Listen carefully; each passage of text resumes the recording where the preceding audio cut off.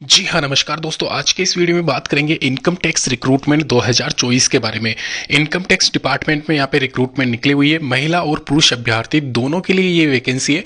इसके अलावा दोस्तों यहाँ पे मैं क्लियर कर देना चाहता हूँ, ये जो वैकेंसी है ये 3 से 4 महीने में कंप्लीट करवा ली जाएगी यहाँ पे। और यहाँ पे बोर्ड के द्वारा ये भी साफ साफ लिखा हुआ है कि इस एग्जामिनेशन के लिए फ्रेशर्स के लिए यहाँ पे सबसे अच्छी अपॉर्चुनिटीज ये होने वाली है, क्योंकि यहाँ पे 12th क्लास अगर आपका चल रहा है या फिर ग्रेजुएशन कंप्लीट नहीं हुई है, फाइनल ईयर चल रहा है, तो भी आप आवेदन कर सकते हो।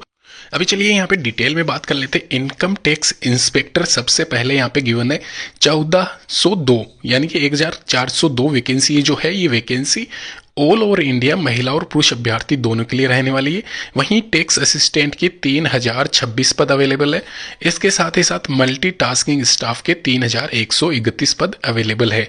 ध्यान रखना, ये जो वैकेंसी मैं आपको बता रहा हूँ, ये वैकेंसी ऑल ओवर इंडिया महिला और पुरुष अभ्यर्थी दोनों के लिए सेंट्रल वाली वैकेंसी रहने वाली है। स्टेट वाली वैकेंसी ये नहीं है, तो ये मैं आपको पहले क्लियर कर देता हूँ, ये सेंट्रल वाली वैकेंसी है। इसके अलावा ये जो वैकेंसी है ये लगभग यहाँ पे 7550 पदों पे निकली हुई है। तो ये एक तरीके से बम्पर वैकेंसी यहाँ पे निकाली गई है।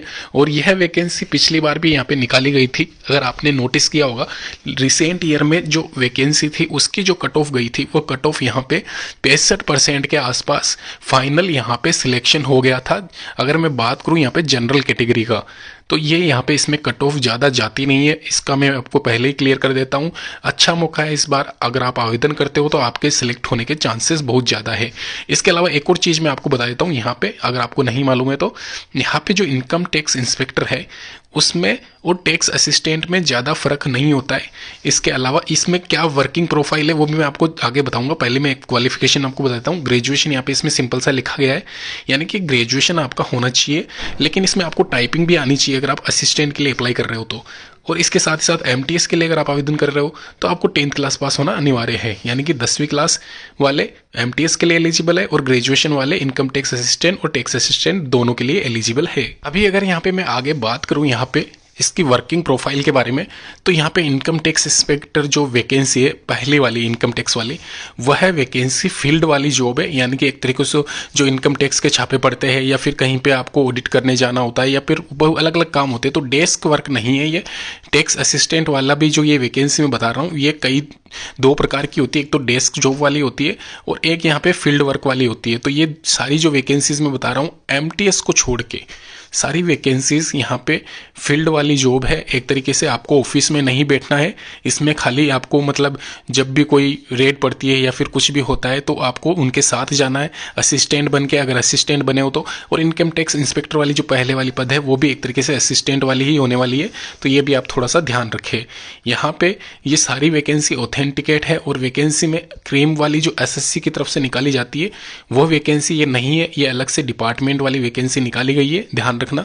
तो फ्रेशर्स को इस बार इसमें मौका दिया गया है। डिपार्टमेंट के अलावा रिजर्व्ड 7000 पद जो है वो यहाँ पे नॉर्मल फ्रेशर्स के लिए आवेदन मांगे गए हैं।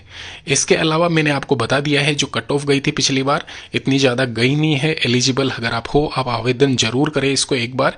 यहाँ पे इस वैकेंसी के लिए महिला अभ्यर्थी अगर आप हो तो यहाँ पे ध्यान रखना, इसमें आप डेस्क जॉब के हिसाब से अप्लाई ना करें, क्योंकि ये फील्ड वाली जॉब है। तो अगर आप महिला उम्मीदवार हो तो आप पहले ये ध्यान रखना उस हिसाब से ही, क्योंकि इसमें होता क्या है, कई बार आपको जो मतलब ड्यूटी होती है वो ड्यूटी ओवर आपको नाइट में भी करनी पड़ जाती है।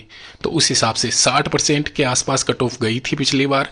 अगर मैं बात करूँ ओबीसी वाली कैटेगरी के बारे में, तो आराम से जनरल की मैंने 65% के आसपास बता ही दिया आपको। तो इतने नंबर आपके आराम से अच्छे हैं पास होने के लिए, इस एग्ज़ाम को निकालने के लिए। इसके अलावा एमटीएस में अलग से कट ऑफ निकलती है और वो कट ऑफ यहाँ पे थोड़ी सी ज़्यादा रहती है, क्योंकि पेपर बहुत ज़्यादा सिंपल आता है।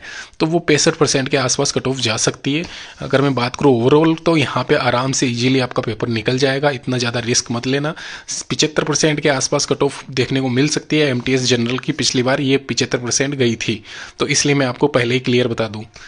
इसके अलावा पे बैंड की बात की जाए, अभी यहाँ पे जो सैलरी मिल रही है फिलहाल में, यहाँ पे इनकम टैक्स इंस्पेक्टर को 44,900 के करीब सैलरी मिल रही है। और ये सैलरी मैक्सिमम है अभी जो फिलहाल लगे हुए हैं, जिनके प्रोबेशन पीरियड कंप्लीट हो चुके हैं। और इसके अलावा TAD अलाउंसेस, और हो सकता है रूरल एरियाज़, अर्बन एरियाज़ भी यहाँ पे डिपेंड करता है।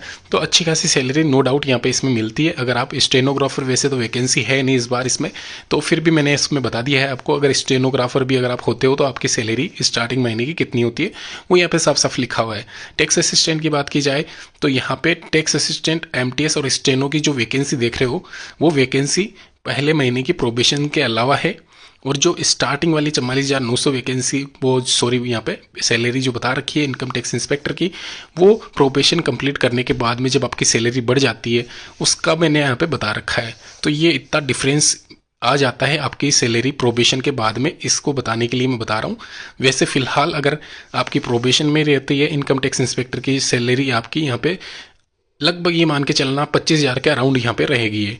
और टैक्स असिस्टेंट की 20-22 के आसपास, MTS की 18 के आसपास, और यहाँ पे इसकी 16 के आसपास स्टेनो की।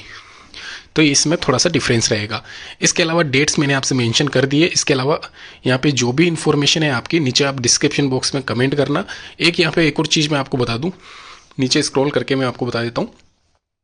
यहाँ पे आप देख रहे हो जो इसकी आवेदन तिथि है 27 नवंबर से 26 दिसंबर 2024। ध्यान रखना 27 नवंबर से स्टार्ट हो जाएंगे इसके फॉर्म भरना, और ये 26 दिसंबर 2024 तक रहेंगे।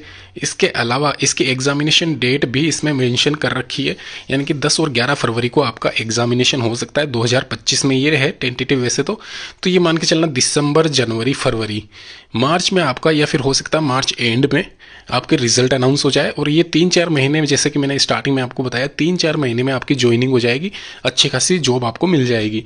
ये थी इसकी डिटेल्स। जो भी डाउट है नीचे डिस्क्रिप्शन बॉक्स में, कमेंट बॉक्स में जरूर करें। धन्यवाद।